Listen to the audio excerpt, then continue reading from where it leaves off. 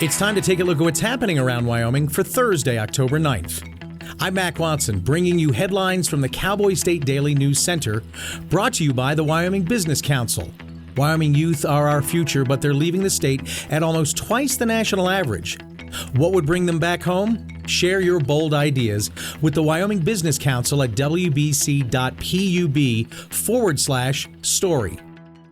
The Green River City Council has voted unanimously to abolish the use of gas chambers for animals, leaving just one known town in the United States to continue using this controversial practice.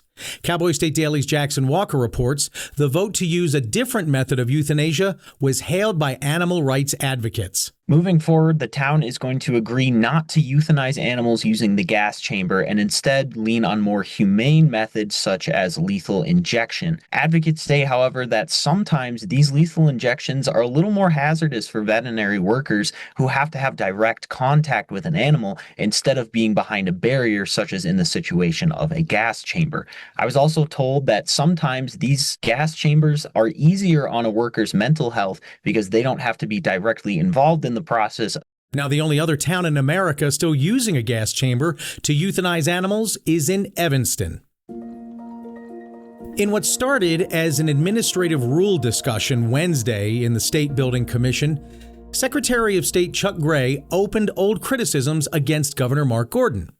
Cowboy State Daily's Claire McFarland reports that the governor was ready to rebut some of Gray's claims, and State Treasurer Kurt Meyer announced he's sick of Gray's interruptions. This time, a couple novel things happened. The governor seemed like he was expecting to get grief over a past veto letter, and he whipped out a physical copy of the letter and said, maybe you'd like to read this. So that tells us, like, he was expecting this exact critique, and that was when Treasurer Kurt Meyer was like, the secretary is always using these meetings to make political points and pontificate. And then they eventually did unanimously vote to advance a rule change.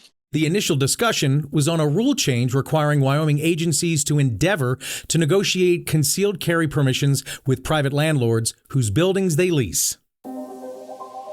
The Wyoming Division of Criminal Investigation is looking for a rare set of all-terrain vehicle tires matching a tread pattern left in a field, hoping it could help them solve a cold case of the murder of a Cheyenne mother more than 22 years ago. Cowboy State Daily's Scott Schwebke explains how these tires could help crack this case wide open. They believe they're of this certain brand that they've been looking for, but they haven't been able to find the brand because it's no longer manufactured. They're just putting out a call out to people if they have one of these tires to provide it to them. One thing that's good about this is the tire is so rare that when they get it and they're able to confirm it, they'll be able to narrow the list of possible vehicles down because not many vehicles have this kind of tire. The badly beaten body of Shawnee Lee Smith, who was 32 at the time, was discovered by a property owner on February 8, 2003 in Weld County, Colorado, just a quarter mile from the Wyoming border. Sometimes accidentally flipping a letter can stir up a whole lot of controversy. During the annual Banned Books Week at Kelly Walsh High School in Casper, someone taped a message in blood-red dripping letters on the library window that read, "Banned books, lust, won't stay buried."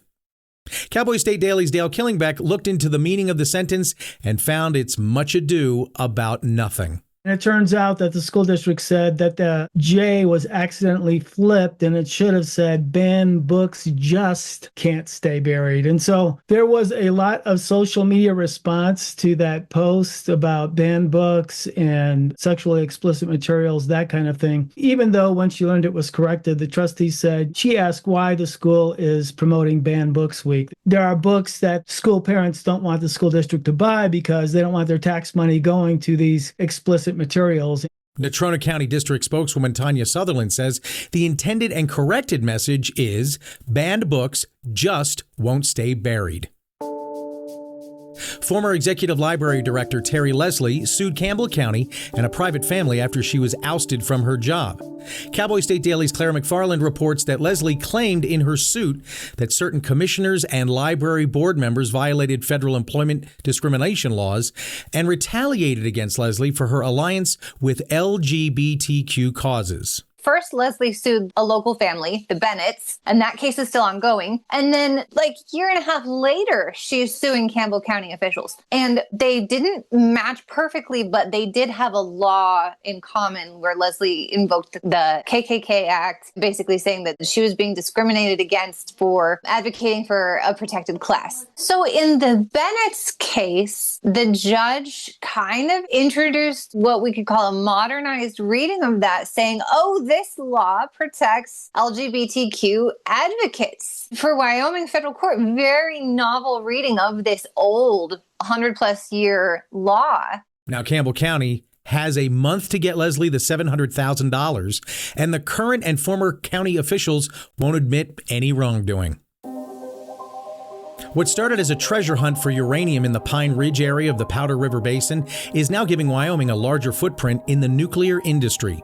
Cowboy State Daily's David Madison explains how Wyoming fits into Snow Lake Resources' plans. Even as you consolidate and really ramp up uranium production in Wyoming, there's still a long journey that uranium has to take in order to make it from the mine to the nuclear reactor. I spoke to someone from Snow Lake, and he described how, it would bounce through a series of steps going from Canada to New Mexico, being processed and then finally converted and created into fuel. Now, it's possible that that uranium could come back to Wyoming and maybe go to a manufacturing facility in Gillette. Snow Lake Resources out of Canada is a uranium exploration and development company that focuses on uranium mining and fuel development. I'll be back with more news right after this. Did you know 1 in 8 women will be diagnosed with breast cancer in her lifetime? Early detection saves lives, and regular mammograms are one of the most effective ways to detect breast cancer early. Find peace of mind and relieve the pain of not knowing where your breast health stands. Get your mammogram at Outpatient Radiology, where we are proud to put your comfort and care first. We find the answer for your peace of mind. 2 Wyomingites who served in the military are reacting to U.S. Secretary of Defense Pete Hegseth's address to an assembly of military leaders last week in Virginia, where he spoke on the department's goals amid what he called a growing moment of urgency for the United States. Cowboy State Daily's Jackson Walker reports that both former military members have strong opinions of Secretary Hegseth's speech. I spoke to Keith Harrower, who was a Green Beret, and I spoke to Gail Simmons, who was in the Navy. And they both had really long service careers, and they both had a lot to say about Hegseth's comments. Now, Simmons, being one of the first female members of the Navy to serve on a ship, she said that she had to fight through a lot of hardship during her time in the military, and therefore really benefited from some of these inclusion programs. However, on the other side, Harrower said that he was directly responsible for overseeing DEI during his time in the military, and said that while it was well-intentioned, the idea didn't necessarily manifest in the way that military leaders expected.